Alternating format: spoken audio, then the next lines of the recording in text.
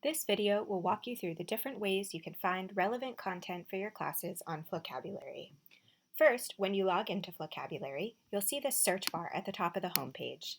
Here you can search by keyword, which will pull up relevant lessons for you to browse. Also on the home page, you'll see all of our subjects listed at the top. These subjects are further divided into topics, and you can click into the topic pages to browse all of the lessons. On the home page, you'll also see our recommendations carousel. In this carousel, you can input the subject or subjects and the grades that you teach, and that will generate a list of recommended lessons based on your subject and grades for you to browse. You can also search for content aligned to your state standards or the Common Core. On the home page, you'll see the Standards tab at the top.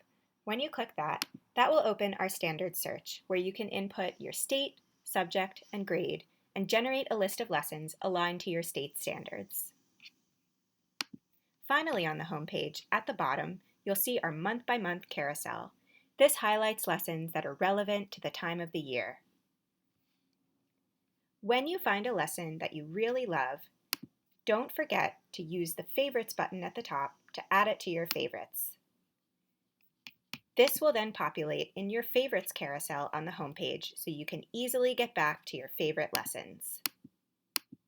And as you watch videos in preparation to use them with your class, they'll populate here on the recently watched carousel. That way you can easily get back to them as well.